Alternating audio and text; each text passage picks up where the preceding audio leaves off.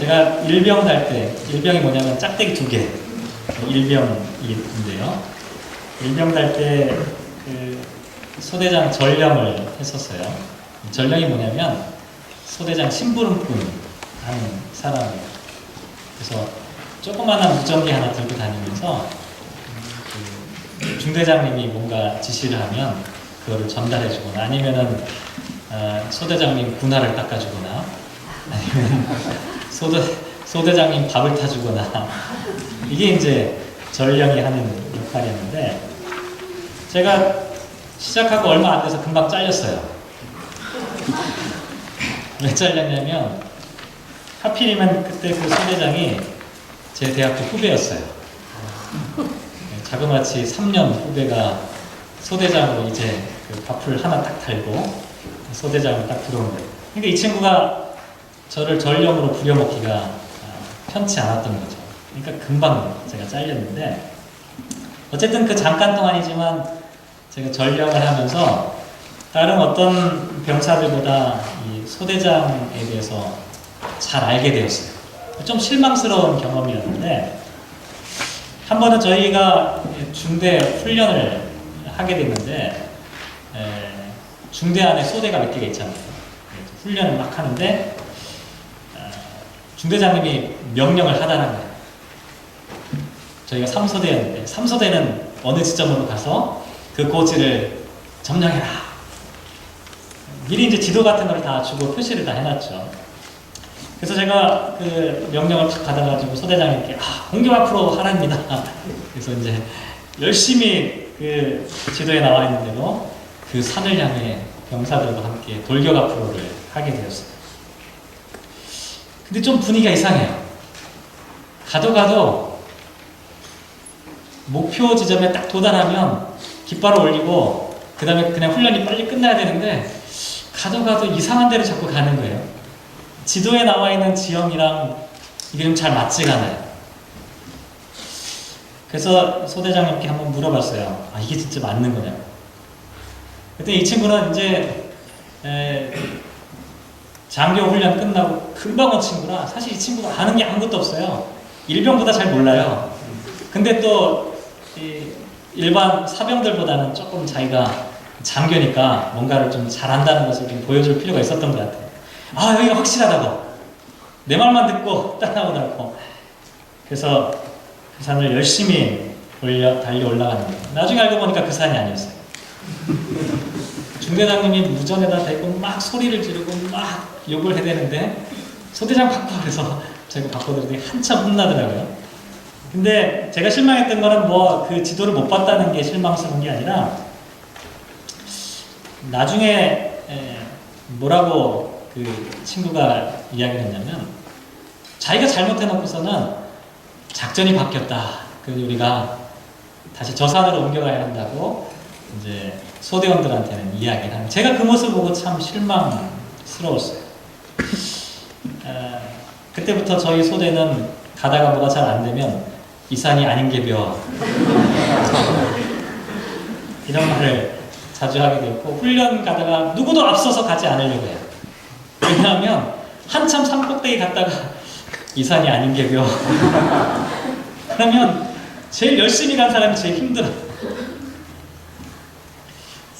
제가 오늘 이 말씀을 드리는 이유는 오늘 특별히 하나님에 대한 믿음보다는 신앙 공동체에 있는 사람들 사이의 믿음과 신뢰에 대한 이야기를 함께 생각해 보기 위해서 오늘 제가 이 말씀을 드렸어요. 하나님을 믿는다고 하는 사람들이 모여있는 사람들의 공동체 가운데는 어떠한 믿음과 신뢰의 관계가 이루어져야 하는지. 데살로니가전서 2장 13절 말씀에 보면 사도 바울이 이렇게 이야기하는 장면이 나와요. 너희가 우리에게 들은 바 하나님의 말씀을 받을 때에 사람의 말로 받지 아니하고 하나님의 말씀으로 받았다. 오늘 이진환 장로님이 처음 장로 임직하고 기도하실 때 그렇게 기도하셨잖아요. 사람의 말로 받지 않고 하나님의 말씀으로 받게 해달라고 기도를 해주셨는데 그게 이 본문에 나와 있는 말씀이에요. 여기서 말씀을 받는다라고 하는 이 동사가 얼마나 중요한 단어냐면 그냥 말씀은 그냥 듣는다 이 정도가 아니에요. 말씀을 선포하고 말씀을 전할 때 그 말씀을 정말 감격해서 기쁨으로 열렬하게. 나중에 북한 사람들이 신앙을 가지면 진짜 잘할 것 같아요. 그냥 감격해서 마음속에 막 울컥하는 뜨거운 마음으로 그 말씀을 하나님의 말씀으로 받는 것이 오늘 본문에 나와 있는 하나님의 말씀으로 받는다라고 하는 의미예요. 참 저도 이랬으면 얼마나 좋을까요? 그죠? 우리 모두가 하나님의 말씀을 정말 그렇게 감격적으로 받아들이면 얼마나 좋겠어요. 근데 사실 이게 왜 이렇게 이게 중요한 문제냐면 사도 바울이 데살로니가 교인들과의 만남의 이 관계를 한번 생각해 보면 이 너무나 놀라운 일이에요. 왜냐하면 2차 전도 여행을 하다가 빌립보라고 하는 지역에서 도망쳐가지고 데살로니가라고 하는 이 지역으로 도피를 하게 돼요. 그리고 데살로니가라고 하는 이 지역에서도 그렇게 오래 사역을 하지 못했어요. 성경에 보면 새 안식일 동안 말씀을 전했다는 말씀이 기록되어져 있는데 3주 하나님의 말씀을 데살로니가 교인들에게 가르쳤다는 거예요. 그리고 또다시 도망치듯이 그곳을 떠나가야만 하는 상황이 초래되었어요. 이렇게 보면 사도 바울과 데살로니가 교인들이 아주 오랫동안 함께 있어가지고 사도 바울을 존경해가지고 사도 바울의 말씀이 하나님의 말씀처럼 들렸다. 이게 아니었다는 거예요. 어찌 보면 3주니까 금방 지나가는 거예요. 그런데도 데살로니가 교인들은 사도 바울의 메시지를, 사도 바울이 전하는 그 이야기를 하나님의 말씀처럼 생각하며 받아들였다는 거예요. 너무나 놀라운 일이죠. 어떻게 그렇게 할 수 있을까요? 사도 바울이 처음에 이걸 몰랐어요. 데살로니가를 떠난 다음에 어떤 소식을 듣게 되었냐면 그게 이제 데살로니가 전서 앞부분에 나와 있는데 1장 3절에 보면 너희의 믿음의 역사와 사랑의 수고와 우리 주 예수 그리스도에 대한 소망의 인내를 하고 있다는 소식을 들었다. 사도 바울이 감격을. 데살로니가 교회가 아주 어린 교회였는데 믿음의 역사와 사랑의 수고와 소망에 대한 인내를 하고 있는 그 소식을 들은 거예요. 뿐만 아니라 1장 7절에 보면 그래서 모든 믿는 사람들의 본이 되었다고 나와 있어요. 신앙생활 오래 한 사람들이 아니라 이제 신앙생활 막 시작한 사람들인데 이 사람들이 다른 믿는 사람들의 모델이 되었다라고 이야기를 합니다. 또 2장 1절에 보면 그래서 사도 바울이 이렇게 얘기해요. 우리가 너희 가운데 들어가는 것이 결코 헛되지 않았구나. 사도 바울 자신은 3주밖에 그냥 스쳐 지나가듯이 빌립보에서 도망쳐가지고 그 데살로니가에 잠시 머물다가 다시 도망쳤는데 내가 그동안 데살로니가 교회에서 무슨 사역을 했을까라고 생각했는데 그게 결코 헛되지 않았다 라고 하는 기쁨과 또 감사한 마음을 갖게 됩니다. 그러면서 사도 바울이 이렇게 생각하는 거예요. 데살로니가 교인들은 정말 내가 전했던 그 이야기들을 하나님의 말씀으로 받았구나. 그래서 사도 바울이 그렇게 얘기해요. 당신들은 정말 내가 전했던 어쩌면 인간적인 이야기일지도 모르지만 그것을 하나님의 말씀으로 받아들여 주었구나. 감사한 마음으로 그 편지를 쓰고 있었다. 어떻게 이렇게 바울과 데살로니가 교인들 사이에 이런 관계, 이런 믿음과 신뢰의 관계가 생겨날 수 있었을까? 이게 오늘 생각해 볼 문제라는 것이죠. 그 이유를 생각하기 전에 좀 나쁜 예부터 한번 시작을 해보죠. 좋은 예는 나중에 해야 설교 마무리가 탁 되니까 좀 나쁜 예. 마태복음에 나와 있는 말씀이 나쁜 예예요. 23장 2절 우리 한번 찾아볼까요? 마태복음 23장 2절 말씀 함께 읽어볼게요. 시작. 서기관들과 바리새인들이 모세의 자리에 앉았으니 이렇게 나와 있습니다. 어떤 분들은 이렇게 생각할 수 있어요. 서기관들과 바리새인들이 감히 모세의 자리에 앉아? 그거는 문제가 안 돼요. 왜냐하면 당시의 서기관들은 율법을 연구하고 교육하는 일을 전담하는 학자들이었고 바리새인들도 역시 율법 준수에 철저했던 자들이었기 때문에 모세의 자리에 앉았다는 것은 크게 문제가 되지 않아요. 근데 뭐가 문제가 됐냐면 그 다음이 문제가 되죠. 3절입니다. 같이 읽어볼게요. 시작. 그러므로 무엇이든지 그들이 말하는 말은 행하고 지키되 그들이 하는 행위는 본받지 말라. 그들은 말만 하고 행하지 아니하는 사람들이었다는 것이죠. 말만 하고 행하지 않는 사람들이었다는 거예요. 오죽하면 예수님께서 그 사람들 말은 들어도 돼. 하지만 그 사람들의 행동은 본받지 말라. 그들이 말하는 것은 행하고 지키라. 여기 행한다는 것은요, 철두철미하게 지킨다는 의미를 갖고 있어요. 그냥 적당히 그 사람들 이야기 한번 들어줘 이 정도가 아니에요. 그 사람들의 말을 철두철미하게 완전하게 이해하라. 지킨다는 말도 비슷해요. 내 몸에 완전히 배일 수 있도록, 내가 그냥 툭 하면 툭 나올 정도로 그렇게 내 몸 안에 자연스러운 일이 되도록 하라 라고 하는 의미를 갖고 있다는 거예요. 제가 이 말씀 묵상하면 그런 생각이 들었어요.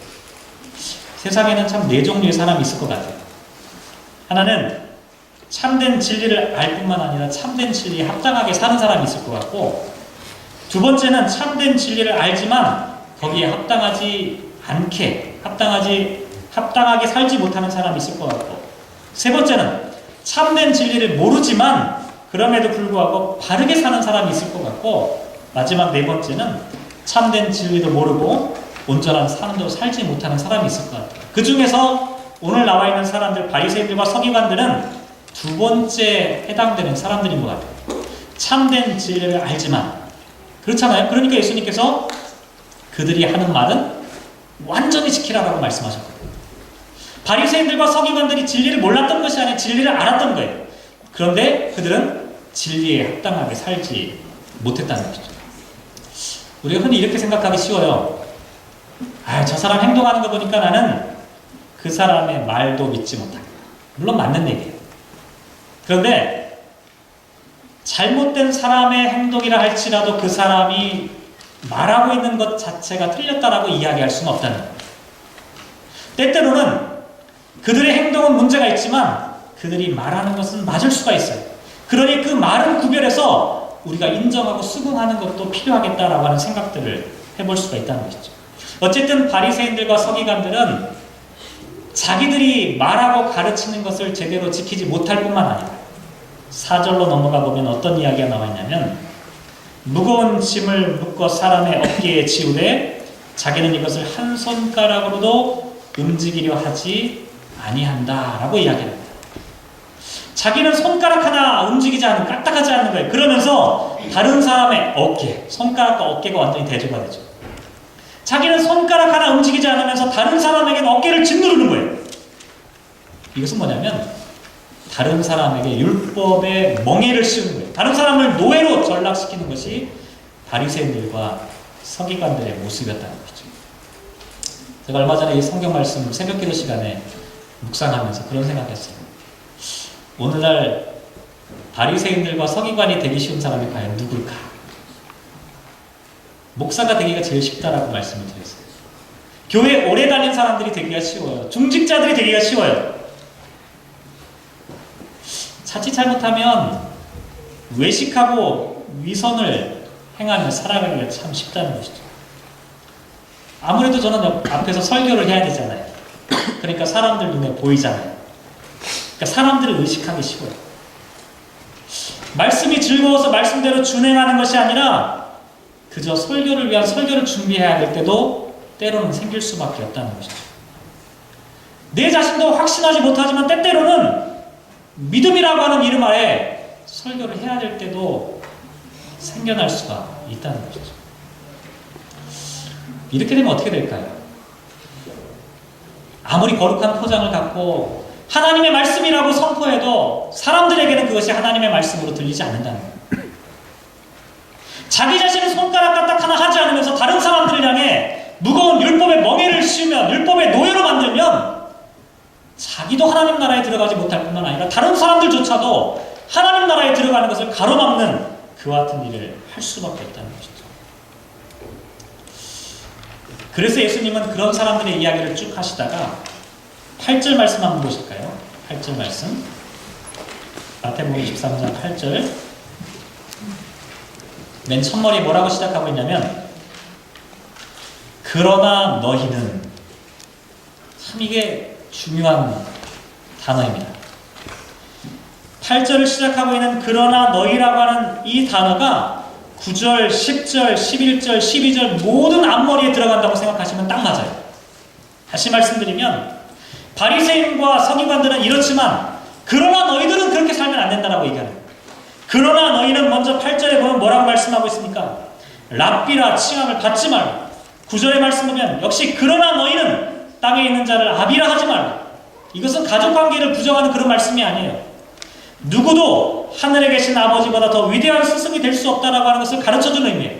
누구도 앞장서서 다른 사람들의 아버지처럼 다른 사람의 영적 지도자가 되려고 자처하지 말라는 거예요. 또 10절 말씀도 마찬가지예요. 그러나 너희는 지도자라 칭함을 받지 말고 11절 말씀에 보면 그러나 너희는 오히려 섬기는 자가 되어야 한다. 12절 말씀 그러나 너희는 낮추는 자가 되어야 한다라고 하는 말씀을 하고 있다. 왜 이렇게 해야 되냐면 우리들이 전하고 있는 말을 하나님의 말씀으로 받을 수 있도록 하기 위해서입니다. 하나님의 말씀으로 포장한다고 해서 그것이 하나님의 말씀이 되는 것이 아니라 우리가 전하고 있는 그 말씀들이 정말 하나님의 말씀으로 들려지기 위해서는 그러나 우리들은 세상에 살아가는 사람들의 모습과는 다르게 살아야 한다는 것을 말씀해주고 있다는 것이죠. 이렇게 보면 데살로니가 전서에 나와 있는 이 바울과 데살로니가 교인들의 모습과 또 마태복음 23장에 나와 있는 모세 자리에 앉아있던 바리새인들 서기관들의 모습과 참 대조되는 모습을 우리가 생각해 볼 수 있게 되는 거예요. 처음에 질문을 다시 한번 돌아가 보죠. 어떻게 데살로니가 교회와 또 사도 바울은 서로 이렇게 깊은 존경과 신뢰의 관계를 갖게 될 수 있을까요? 어떻게 데살로니가 성도들은 사도 바울의 이야기를 들으면서 정말 하나님의 말씀으로 받을 수 있었던 것일까요? 데살로니가 전서를 한번 찾아보죠. 데살로니가 전서 2장 10절 말씀. 데살로니가 전서 2장 10절 말씀. 좋으시는 분이 계셔서 아마 깨우시고 데살로니가 전서 2장 10절 같이 읽어볼게요. 시작. 우리가 너희 믿는 자를 향하여 어떻게 거룩하고 옳고 흠없이 행하였느냐에 대하여 너희가 증인이요 하나님도 그러하시다. 사실 제가 처음 설교를 준비할 때는 여기 나와 있는 말씀을 제목으로 삼으려고 했어요. 너희가 증인이요 하나님도 그러하시다. 바울은요 두 종류의 증인을 이야기하고 있는 거예요. 하나는 데살로니가 교인들이고 다른 하나는 하나님인데 데살로니가 교인들은 바울이 그동안 사역했던 외적인 행동에 대한 증언자들이고 하나님은 바울의 내적 동기에 대한 증언자라는 것이죠. 사도 바울은 이 두 종류의 증언자가 다 있었던 거예요. 그의 삶을 겉으로 드러난 삶을 바라보며 증언해주는 데살로니가 교인들이 있었고 그의 마음 한복판을 아시는 하나님이 사도 바울의 증언자가 되고 있다는 거죠. 근데 사실 증언이 있다는 것이 증인이 있다고 하는 것이 그 자체로 중요한 것은 아니에요. 왜냐하면 증인이라고 하는 이 단어는 가치 중립적이잖아요. 좋은 증인이 있을 수도 있고 나쁜 증인이 있을 수도 있어요. 나에게 유리한 증언을 해줄 수 있는 사람도 있지만 반대로 나에게 결정적으로 나쁜 증언을 해주는 사람이 될 수도 있잖아요. 그러니까 중요한 것은 증인이 있느냐 없느냐보다 그 사람이 나를 위해 어떤 증언을 할 것이냐가 사실은 더 중요하죠.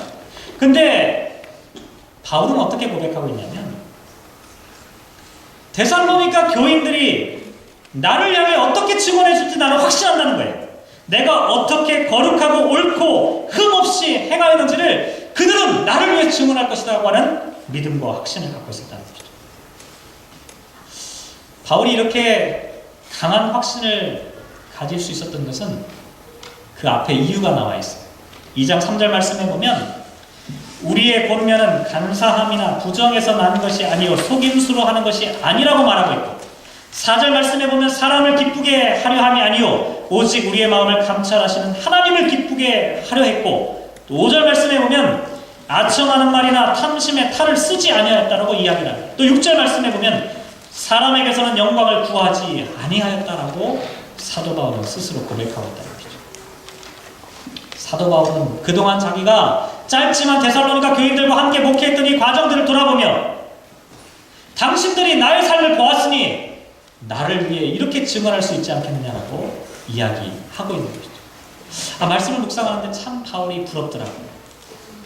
참 바울은 대단한 사람이에요.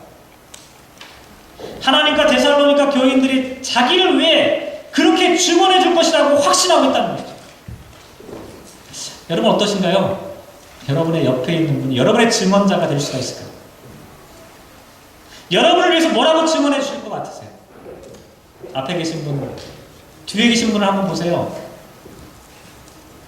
이 사람이 나의 증언자가 될 터인데, 이 사람이 나의 삶을 속속들이 알고 있을 텐데, 신앙생활과 세상에서 살아가는 삶의 모습을 다 알고 있잖아요. 그 사람이 나를 보면서 증언해 줄 텐데, 이 사람은 나에게 무엇이라고 증언해 줄 것인지. 저와 여러분 이렇게 고백할 수 있으면 얼마나 좋을까요? 내 옆에 있는 이 사람은 나의 증인입니다. 이 사람은 내가 어떻게 살아왔는지를 압니다. 이 사람은 내가 하나님 앞에 어떻게 믿음을 지키며 살아왔는지를 누구보다도 잘 아는 사람입니다. 나는 이와 같은 증인을 갖고 있습니다라고 고백할 수 있다. 얼마나 행복할까요? 우리의 숙제죠.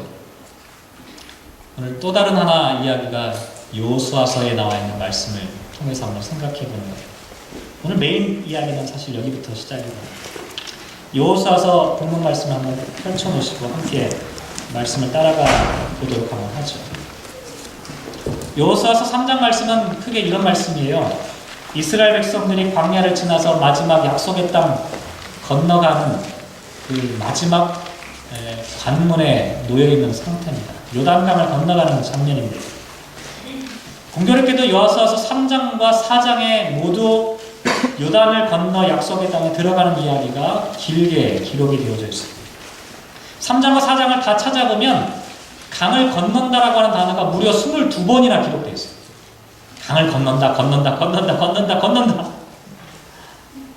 건너는 게 뭐 일이 중요하길래 3장과 4장 두 장이나 할애하고 있고 그 두 장에 건넌다는 단어가 이렇게 많이 나와요. 왜냐하면 하나님이 보시기에 강을 건너는 것은 대단히 중요하기 때문에 그래요. 이스라엘 백성들이 출애굽한 이후에 강을 건너는 사건이 두 번 있죠. 한 번은 언제입니까? 출애굽한 직후에 홍해 바다를 건너가는 사건이었어요. 두 번째가 바로 요단강을 건너가는 이 사건이에요. 두 사건이 참 비슷하잖아요. 강을 건너고 물을 건너니까. 그런데 결정적인 차이가 하나 있어요. 뭐냐면 첫 번째 홍해 바다를 건너갈 때는 물이 갈라진 후에 건너갔어요. 근데 두 번째 요단강을 건너갈 때는 물이 갈라지기 전에 이스라엘 백성들이 흐르는 강물에 발을 내딛었을 때 그 물이 갈라지게 되었습니다. 얼핏 보면 별로 차이가 없는 것 같은데 대단히 중요한 차이입니다. 오늘 보면 15절 말씀 한번 보세요. 15절, 2장 15절 말씀 한번 읽어볼게요. 3장 15절 말씀 같이 읽겠습니다. 시작. 요단이 곡식 거두는 시기에는 항상 언덕에 넘치더라. 궤를 맨 자들이 요단의 이름에 궤를 맨 제사장들의 발이 물가에 잠기자라고 되어 있어요. 궤를 하나님의 언약궤를 맨 제사장들이 딱 강가에 도착하니까 물이 쫙 갈라진 게 아니라 언약궤를 맨 제사장들이 강가에 도착했을 때도 여전히 물은 흐르고 있었다는 것이죠. 더군다나 거기에 강물이 얼마나 많이 흐르고 있었냐면 곡식을 거두는 시기에는 항상 언덕에 넘치고 있었다 이렇게 말씀하고 있어요. 언덕 위에까지 물이 가득 차 있는 상황을 지금 이야기하고 있다는 거죠. 실제로 헬몬산에서 눈이 녹은 물과 봄비가 합쳐지면 요단 강물이 엄청나게 불어있는 상태라고 우리가 생각을 해볼 수가 있다는 거죠. 왜 홍해 바다를 건널 때와 요단강을 건널 때 이렇게 차이가 생겨나는 것일까요? 둘 다 하나님의 구원의 사건을 의미하잖아요. 홍해를 건너는 것과 요단을 건너는 것이 모두 하나님의 역사에 관련된 일이었어요. 그런데 왜 이렇게 서로 다른 방식으로 건너가야 될까요? 이렇게 상상해 볼 수가 있어요. 홍해를 건널 때는 이스라엘 백성들이 아직 신앙적인 훈련이 되지 않아요. 무조건 탈출하느라고 정신이 없어요. 그러니까 만약에 그런 백성들을 향해서 너희들 믿음으로 물이 흐르지만 한번 건너가봐. 이러면 다 돌아가요. 다 집에 가요. 뒤에는 애굽의 군대가 쫓아오고 앞에 홍해 바다가 가로막혀 있는데 야, 믿음으로 한번 발을 내딛어봐. 그렇게 못한다면 그때는 하나님께서 물을 먼저 갈라주십니다. 그리고 그걸 건너가는 거죠. 그런데 요단을 건널 때는 좀 다르다는 거예요. 광야에 40년 동안 하나님의 율법의 말씀을 통해서 훈련받고 연단받고 또 하나님이 어떤 분인지를 경험하게 되었던 거예요. 그러니 요단강 앞에서는 비록 지금 물이 흘러가고 있지만 믿음으로 한번 발을 내디뎌 보라고 이렇게 말씀하고 있다는 것이죠. 사랑하는 성도 여러분, 우리들의 신앙이 이렇게 성숙하고 성장할 필요가 있습니다.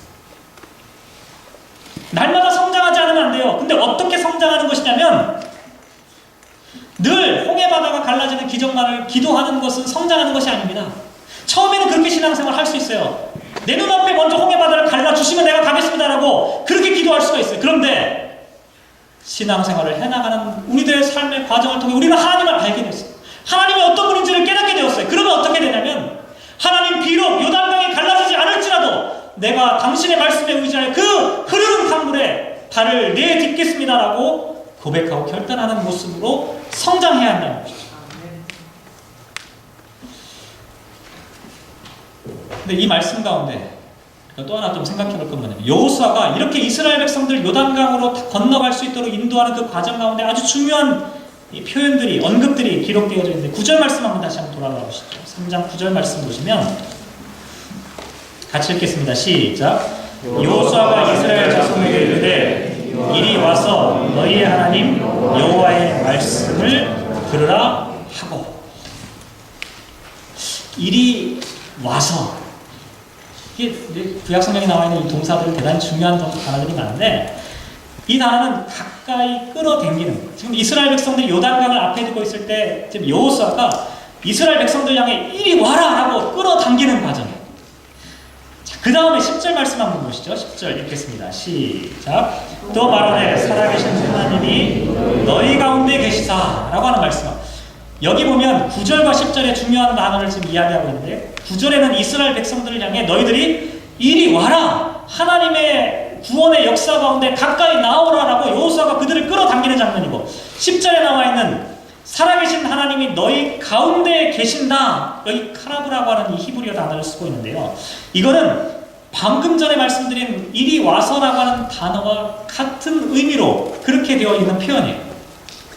이게 참 기가 막힌 표현이에요. 지금 요단강이 가로막혀 있어요. 지금 여호수아는 그 한복판에 서가지고 이스라엘 백성들을 이리로 와라, 하나님께로 가까이 와서 하나님의 음성을 들어라, 하나님이 또한 내려오신다, 하나님이 우리와 함께 하신다라고 하는 것을 지금 말씀하고 있다는 것이죠. 이스라엘 백성들이 하나님께 한 발 나아오고 하나님께서 이스라엘 백성들 향해 함께 다가오시는 그 과정 사이에 지금 요단강을 건너는 이 사건이 기록되어져 있다는 거죠. 근데 요단을 건너는 이 마지막 순간에 중요한 인물들이 등장합니다. 그게 오늘 12절이에요. 12절 말씀 같이 읽겠습니다. 시작. 이제 이스라엘 지파 중에서 각 지파에 한 사람씩 12명을 택하라. 12명을 택하라. 여호수아서 4장으로 넘어가 보면 요단강을 건넌 후에 12명을 택하는 장면이 또 기록되어 있습니다. 그러면서 4장 6절과 7절 말씀에 보면 이것이 너희 중에 표징이 되리라. 후일에 너희의 자손들이 물어 이르되 이 돌들은 무슨 뜻이냐 하거든 그들에게 이르기를 요단물이 여호와의 언약궤 앞에서 끊어졌나니 곧 언약궤가 요단을 건널 때 요단물이 끊어졌으므로 이 돌들이 이스라엘 자손에게 영원히 기념이 되리라 라고 하는 말씀을 기록하고 있습니다.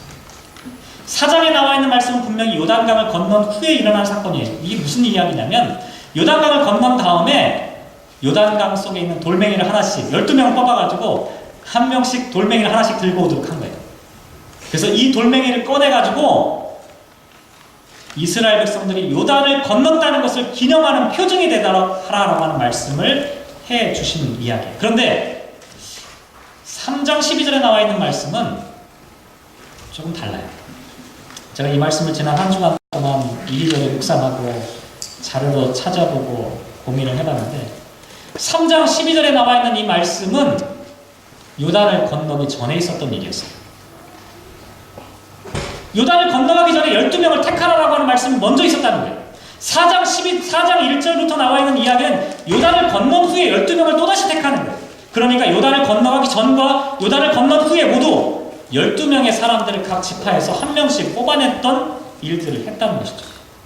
그런데 요단을 건너가기 전에 12명을 택한 이유가 무엇일까라고 하는 질문이에요. 근데 오늘 본문에는 정확하게 그 이유가 밝혀져 있지 않아요. 그런데 다만 11절과 12절 한번 다시 한번 보시죠. 11절 한번 보세요. 11절 보시면 보라 온 땅에 주의 언약궤가 너희 앞에서 요단을 건너가나니 라고 하는 말씀이 기록되어 있어요.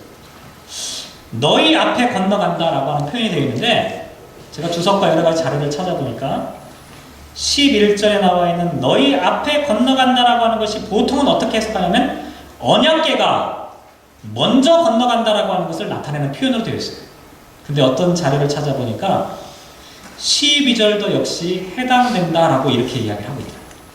다시 한번 정리해 드릴게요. 좀 복잡하긴 하지만 먼저 건너간 사람들이 있었어요. 첫 번째는 뭐냐면 주의 언약궤를 맨 사람들이 먼저 건너갔어요. 그런데 주의 언약궤를 맨 사람들과 함께 어떤 사람이 먼저 건너갔냐면 각 지파에서 뽑은 12명의 사람들이 그 요단강을 먼저 건너갔다는 것이죠. 3장 12절 말씀을 그렇게 해석해 볼 수가 있다는 것이죠. 제가 이렇게 한번 생각해 보면서 한번 제 나름대로 신학적인 상상력을 발휘해 봤어요.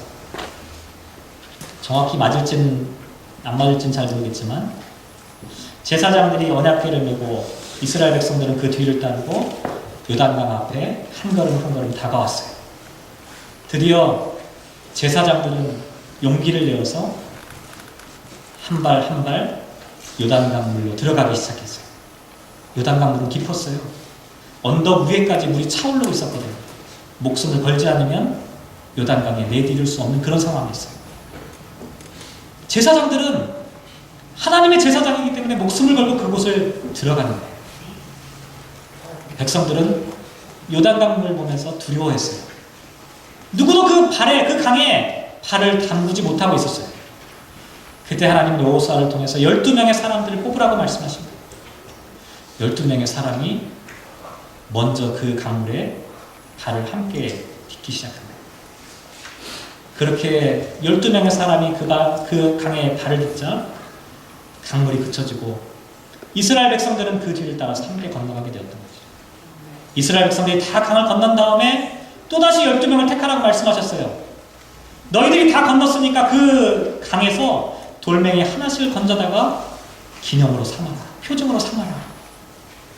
혹시 이렇게 이야기가 전개됐던 것은 아닐까? 이렇게 생각해 보면 요단강을 건너기 직전에 뽑혔던 12명의 사람들은 대단히 중요한 사람들이었겠다라는 생각을 해보게 되었어요.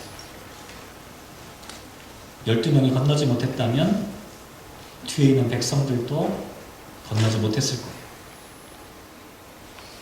아니 12명이 건넜다고 해서 뒤에 있는 사람들이 자동적으로 건널 수 있는 것은 아니었어요. 그런데 12명은 건너면서 뒤에 남겨져 있는 백성들을 향해서 끊임없이 격려했던 거예요. 하나님이 우리와 함께 하십니다. 우리는 이 땅을 건널 수 있습니다.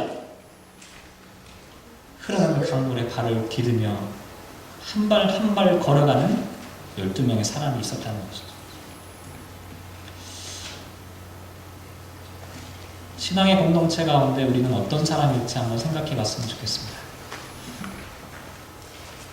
우리 앞에 때때로는 요단이 가로막혀 있을 때가 있죠.